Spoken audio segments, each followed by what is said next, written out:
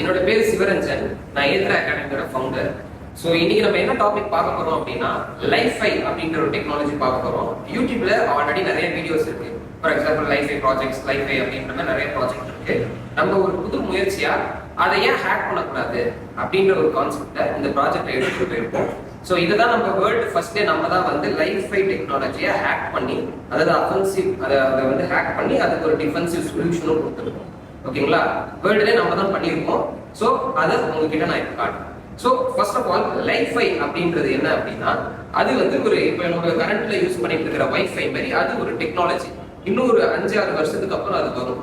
யூஎஸ்ல ஆர்மிலாம் இதுதான் யூஸ் பண்ணிட்டு இருக்கிறாங்க இப்போ கரண்ட்ல. நம்ம கமர்ஷியலா நம்ம இங்க இந்தியாவுக்கு வரதுக்கு ஒரு 5-6 வருஷம் ஆகும். நெக்ஸ்ட் லைஃபை அதையே நம்ம இப்போ எடுத்துட்டு வரோம் அப்படின்னா, வைஃபைல ஒரு 2 டிஸ்அட்வான்டேஜ் இருக்கு. ஒன்னு வந்து பாத்தீங்கன்னா வைஃபைன்றது நம்ம ஹெல்த் ரீதியா அந்த ரேடியேஷன் வந்து நம்ம பாதிக்கும். ரெண்டாவது, ஒரு வைஃபைன்றது இந்த வாலை ஈஸியா பெனிட்ரேட் பண்ணும். பின்னாடி அந்த வைஃபை சிக்னல் கிடைக்கும்.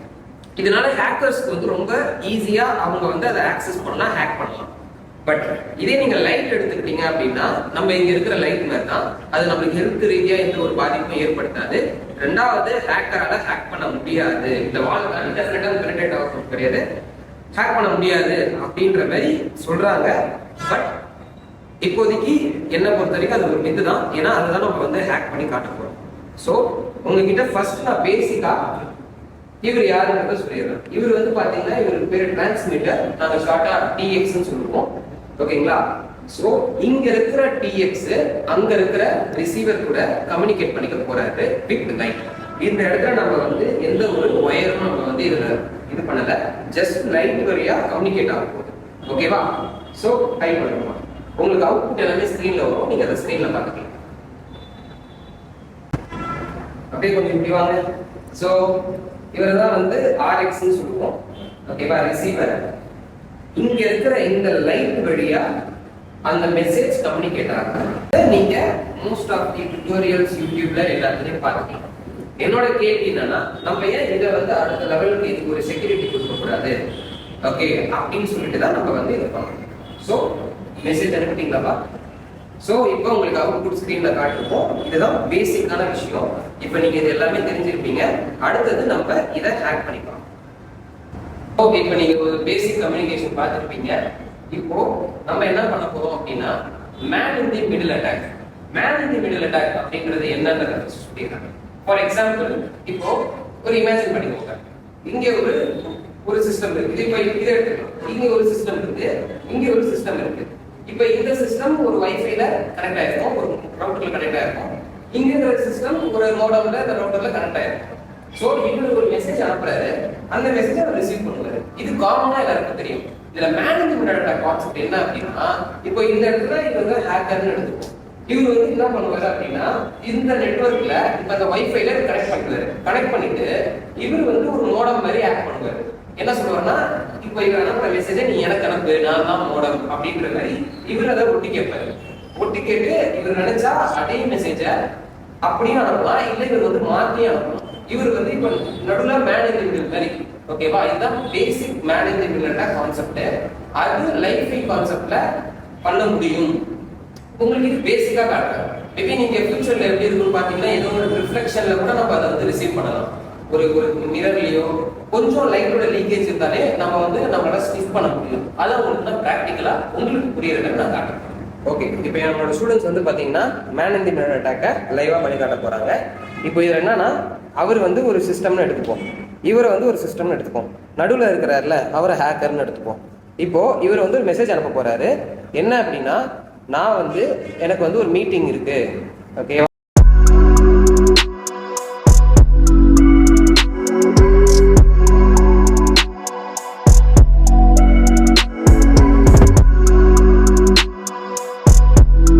இத்தனை மணிக்கு வந்துருங்கன்னு ஒரு மெசேஜ், ஒரு ஜஸ்ட் ஒரு கம்யூனிகேட் பண்ண போறாரு. ஓகே, அதை பாருங்க, அவர் அங்க மேனிபுலேட் பண்றாரு. Okay, man in the middle ஸ்கிரீன்ல பாத்தீங்கன்னா, சென்டர் ஸ்கிரீன்ல பாத்தீங்கன்னா உங்களுக்கு தெரியும், அவரோட மெசேஜ் இவர் ஒட்டி கேட்டாரு, உடனே அவரை மாத்தி அனுப்புறாரு. அது என்ன டைமிங்கை மாத்துறாரு பாருங்க. இதுதான் ஜஸ்ட் ஒரு மேனிபுலேஷன். உங்களுக்கு நான் லைவா பண்ணி காட்டுறேன். இந்த மாதிரி என்ன வேணாலும் பண்ண முடியும். ஓகே, அதுக்கு நான் ஹேக் பண்ணலாம் காட்டக்கூடாது, பட் சொல்றேன் பண்ண முடியும். ஓகே, அடுத்து வந்து பாத்தீங்கன்னா இன்னொரு மெசேஜ் அனுப்ப போறாரு.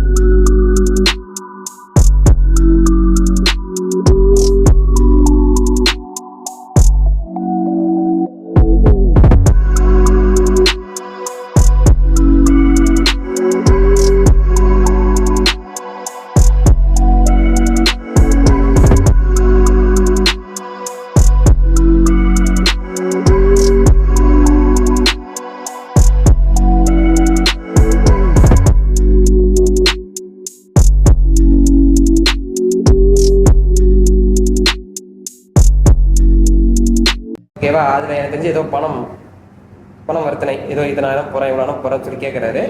அதையுமே man in the mirror attack receive பண்ணி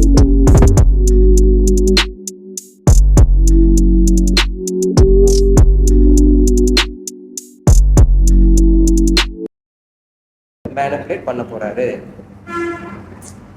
ஸோ இதனால தான் சொல்றோம் லைஃபை அப்படின்ற டெக்னாலஜி டேஞ்சர்ன்ட்டு. சரி, இப்போ வரைக்கும் ஹேக்கிங் பத்தி பார்த்தோம், ஹேக் பண்ண முடியும்ன்றது பார்த்தோம். இதுக்கு நம்ம என்ன மாதிரி சொல்யூஷன் கொடுத்துருக்கோம் அப்படின்றதான் ரொம்ப முக்கியமான விஷயம். ஏன்னா நம்ம எத்திக்கல் ஹேக்கிங் படிக்கிறோம், நம்ம எப்பயுமே ஒரு சொல்யூஷன் தேடணும். இப்போ இந்த மாதிரி ஒரு விஷயத்துக்கு 2 சொல்யூஷன் நம்ம கொடுத்துருக்கோம். அது 2 சொல்யூஷன் என்னன்றதை பார்ப்போம். இப்போ வந்து பார்த்தீங்கன்னா இவ்வளோ நேரம் நம்ம வந்து அட்டாக் பண்ணி பார்த்தோம். இப்போ அதுக்கு ஒரு பேசிக் டிஃபென்ஸ். எப்பவுமே மேன் இன் மிரர் அட்டாக் முன்னாடி இதுக்கு நாங்கள் வச்ச பேர் RX 2.0.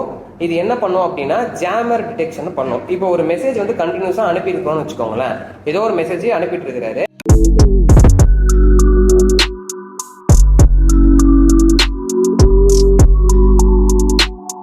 ஒரு ஆப்ஸ்டிக்கலோ ஏதோ ஒரு விதத்தில் ஜாம் பண்ணாலோ, இப்போ பாருங்க அவர் ஒரு கையை வச்சு ஜாம் பண்றாரு.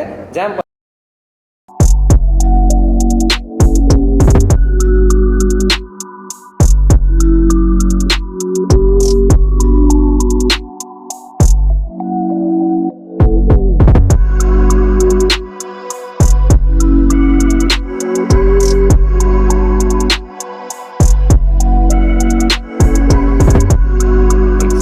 ஓகே, இது வந்து கட்டாயம் நமக்கு தேவை.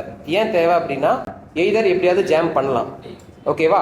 ஸோ அப்படின்றப்ப இந்த இடத்துல நம்ம அடிஷ்னலாக ஒரு சொல்யூஷன் கொடுத்துருக்கோம். எப்பயுமே ஜாமர் வரணும். இந்த ஜாமர்ன்றது ஆப்ஸ்டிக்கல்ஸ் இல்லாமல் ஒரு ஹை வோல்டேஜில் ஒரு லைட் அடித்தாலுமே ஜாம் ஆகும். அது என்ன பண்ணாலும் ஒரு ஜாம் ஆகுதா அதை உடனே டிடெக்ட் பண்ணுறதுக்கு ஒரு இது கொண்டு வந்திருக்கோம். யூனிக்கான விஷயம் தான் இது. இதுவும் நம்மள முத கொண்டு வந்திருக்கோம். அதுக்கு பேர் RX 2.0.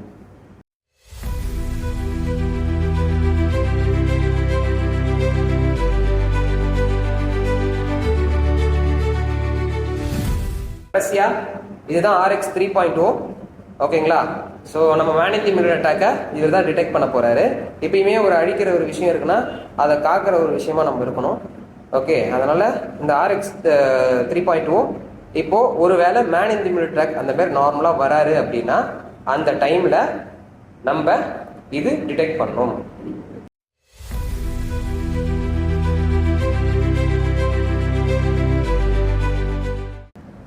ஓகே, ஸோ நீங்கள் கம்ப்ளீட்டாக எல்லாத்தையும் பார்த்துட்டு இருப்பீங்க. ஸோ கடைசியாக நான் என்ன சொல்ல வரேன் அப்படின்னா, ஒரு டெக்னாலஜி வர வரைக்கும் நம்ம வெயிட் பண்ணாமல் நம்மளே அந்த டெக்னாலஜியை உருவாக்கி அதை ப்ரிவென்ட் பண்ணுறது தான் நம்மளுடைய பொறுப்பு. ஏன்னா இந்த மாதிரி ஒரு விஷயம் ஃபியூச்சரில் ஒரு அட்டாக்காக வரலாம். ஒரு மேனுஃபேக்சர் பண்ணும்போது இதோட சேர்த்து இந்த மாதிரி டிஃபென்சிவ் மெத்தட்லாம் சேர்த்து அவங்க வந்து ஒரு ப்ராடக்டை ரெடி பண்ணாங்கன்னா நாளைக்கு நம்ம வந்து ப்ரொடெக்ட் பண்ணலாம். So thank you guys.